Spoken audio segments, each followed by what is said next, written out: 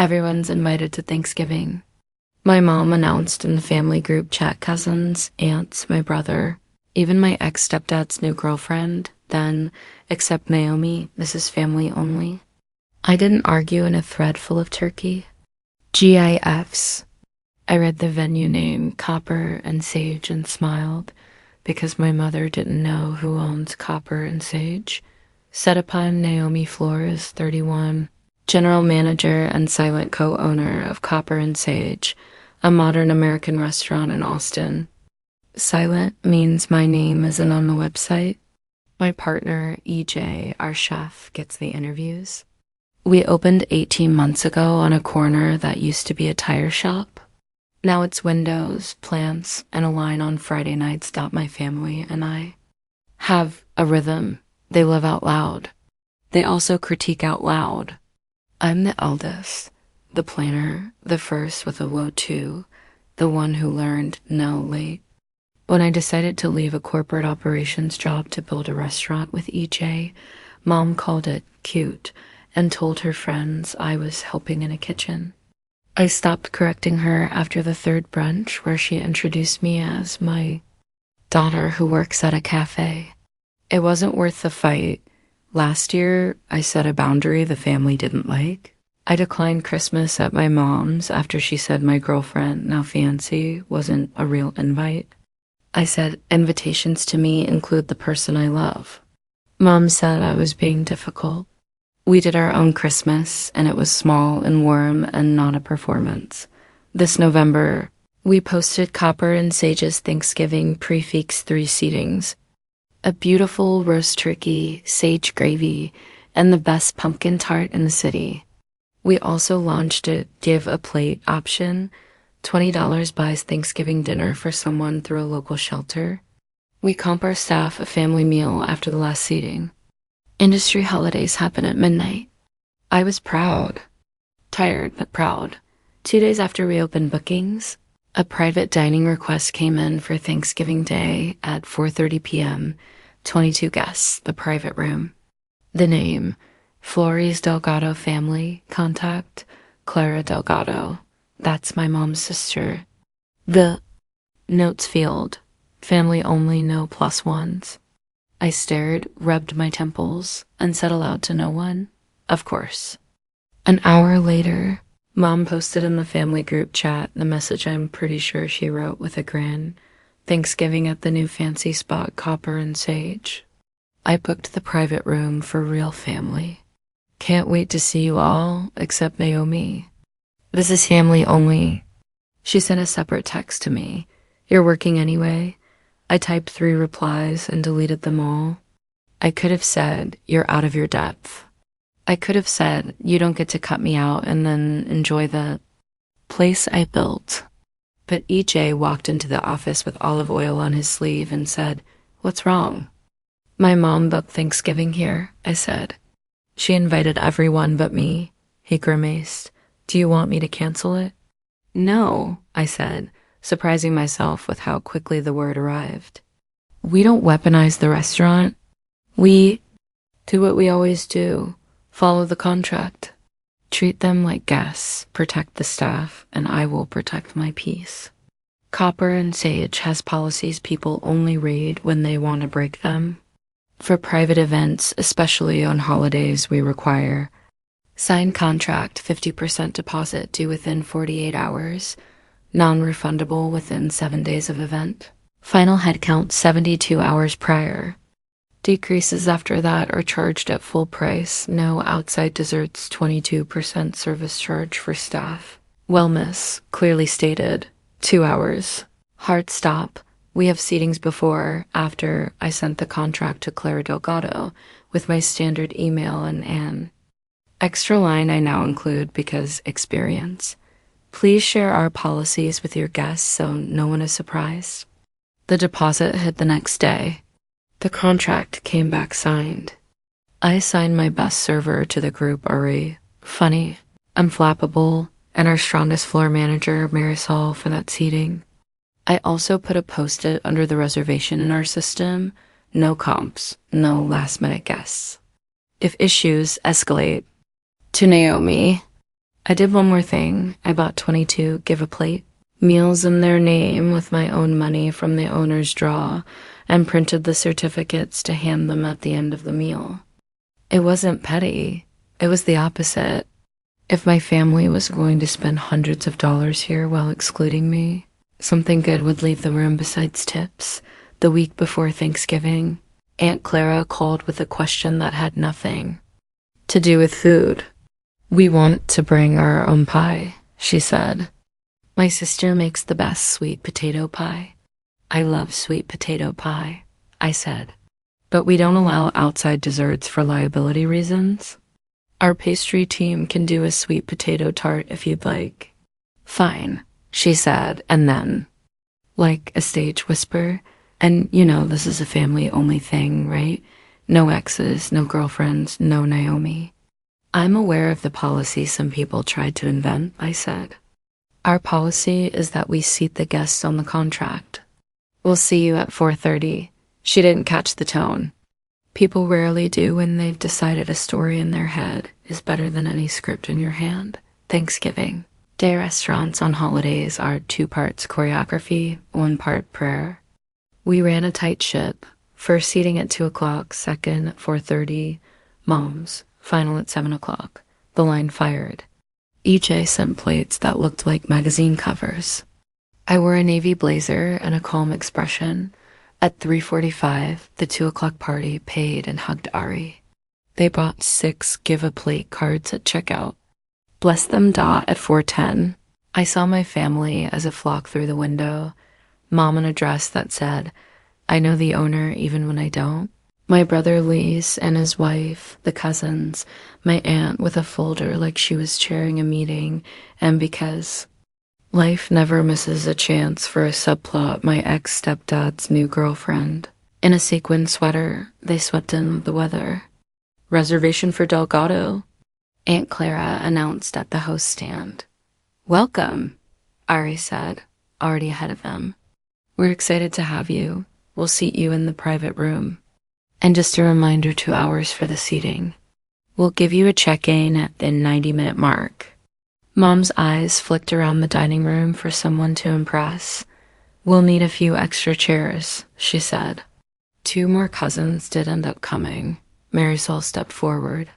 "I'm so sorry, we're at fire code capacity in the private room for 22.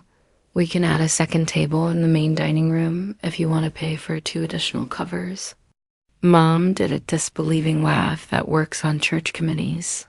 "We'll squeeze." "You won't," Marisol said kindly. "But we can absolutely walk those 2 seats to the dining room. We'll take great care of them." Aunt Clara leaned. "And we know the owner," she whispered like magic.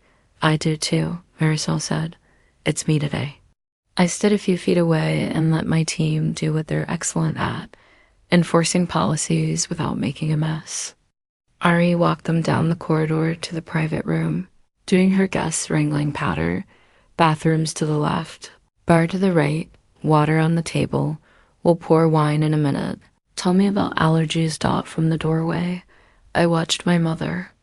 Take in the room, candles, greenery, place settings, then spot the framed photo of our opening team on the credenza. In the center, EJ in his chef coat. To his left, me in a blazer, hand on the doorframe, grinning like a woman who did something that terrified her and then survived it. She stopped. "Is that Naomi?" "Yes," Aunt Clara said, dismissive. "That's from when she worked here for fun." Ari caught my eye. Her eyebrows asked a question. I shook my head. "Not yet. Let them eat." The meal started well. Starters hit. Wine flowed. The 2 extra cousins chose to pay for seats in the main dining room after a quick POW and perhaps a look at their watches. At the 40-minute mark, I did a quiet walk through. I said hello to cousins who pretended not to see me. I complimented a baby who goo-gooed in neutral. I caught Luce's eye and got a small, regret-shaped smile dot at the 65-minute mark. Mom flagged Ari like a lifeguard. "We'll do outside dessert," she said. "I brought my pie and we'll just sneak it," Ari smiled the way professionals smile when people try to test a sentence they've already been given. We can't allow outside dessert, but chef can send your table our sweet potato tart on the house for the birthday we have in the other room if you'd like a slice to share. No, Mom said. We'll do our own. Ari glanced at Marisol. Marisol looked at me. I walked. And, hi everyone, I said, bright and neutral. Happy Thanksgiving, I'm Naomi, the general manager. My mother let out a small noise. Shock has a sound. Naomi? She said like the word had tricked her. The one who works at the cafe. Aunt Clara said under her breath. The one who owns the cafe, Lise said, quietly enough for only a few to hear. That was a kindness I didn't plan on. I kept my tone even. Just a reminder, we don't allow outside desserts, but we'd love to send our tart. And before you go, I have something for you 22 give a plate cards in your family's name. We've donated 22 meals to the shelter from your booking. Silence moved through the room like a breeze overdue. Mom's face tried on 3 expressions. She settled on charm. You should have told us, she said, half chastising, half performing. I did, I said. For a year and a half. You called it helping in a kitchen. Enjoy your meal. I started to leave. Mom stood. Naomi. She said my name like it could unspill something. I turned in the doorway. Yes, you're going to embarrass me in front of the family. She whispered, the same tone she once used when I ate and forgot my recital shoes. I'm not embarrassing you, I said. I'm following policy. The person who wrote family only, not Naomi, did the embarrassing thing. She flinched small. I didn't mean it, she said, which is parent for I meant it a little. Then I saw the price tag. I'm working, I said. We can talk next week if you'd like. Happy Thanksgiving. I left the room, heart tripping, hand steady. EJ grabbed my elbow in the hallway. You okay? I'm good, I said. I am okay. The meal continued. I watched through a small window as plates emptied and the pie never appeared. Mom tried to recover. She complimented the stuffing loudly. She asked for the manager twice. Marisol handled both requests with grace and a refill of sparkling water. At the 90-minute mark, Ari did the check-in. We're at 90 minutes. Can I bring boxes, coffee, dessert? We're not rushing, Aunt Clara said. We don't rush, Ari said. We seat 2 hours. I'll be right back with coffee. At 1:55, Marisol dropped checks with a smile. Thank you for celebrating with us. We've added the 22% service charge. This goes directly to our staff's healthcare and paid time off program. If you had a wonderful time and want to tip extra, you may. Mom's eyebrows shot up. 22%? It's on your contract, Marisol said gently. And on the menu, and on the sign, and in your welcome email. Mom did a small huff and reached for her card. We know the owner, she said to no one. I do too, Marisol said cheerfully, then looked right at me and said louder, she's great. The cousin at the end of the table who always stays late to help gathered purses faster than usual. Luis quietly added cash to the tip tray without making a show. People hugged, awkward. The room thinned. Mom lingered at the doorway. This was good, she said. It sounded like a review written by someone who expects free dessert. Thank you, I said. We try. Can we talk tomorrow? She asked, voice small now. After the weekend, I said. Sunday or Monday. Send me a time. After they left, Ari put the give a plate cards in an envelope with the check copy. You're a machine, she said. Want me to burn any bridges? No bridge burning, I said. Only boundaries. The last seating came in, bright and grateful. We fed 120 people that day, then rolled silverware and sat a dozen of us, cooks and servers and dishwashers around 2 pushed-together tables in the closed dining room. EJ put a pan of stuffing down in the middle like a trophy. I poured wine and read the list of donated plates, 47 in total, including the 22 from my family's booking. The room cheered. We ate at 11:47 p.m. and clinked water glasses like champagne. On Saturday, Copper and Sage posted a thank you on Instagram. Because of your give a plate donations, we're delivering 47 hot meals to our neighbors today. Happy Thanksgiving, Austin. Lace liked the post. My mother did not. Sunday afternoon, Mom came to the restaurant during prep with a pie tin in her hands like an offering. Leftovers, she said. Sweet potato. I led her to a top by the window where the light made everyone look softer. Mom, I said, before she could start, you invited everyone to Thanksgiving but me, at my restaurant. You said family only, she swallowed. It sounded funny in my head, she said. Like a tease. It wasn't funny, I said, and you didn't call it a tease in the text. She looked down. I'm proud of you, she said. I'm sorry I undersold your job. And if I had known, you would have done it differently to your own benefit, I said. I don't want performative respect because I can add a comp. I want actual respect when I'm not feeding you. She nodded once, like a person who finally read a manual and found out the pilot means it when they say, fasten seatbelts. I'm sorry, she said, real this time. I am. I set the envelope with the give a plate cards on the table. These are in your name, I said. Your booking fed a lot of people who aren't in our chat. That's the thing. I want to be proud of this week. She thumbed through them. I didn't do this, she said. You did when you signed the bill. I said she looked out the window at the corner we built our life on. Would you have let us in if you'd known about the extra cousins? No, I said. Fire code, Mom. And also boundaries.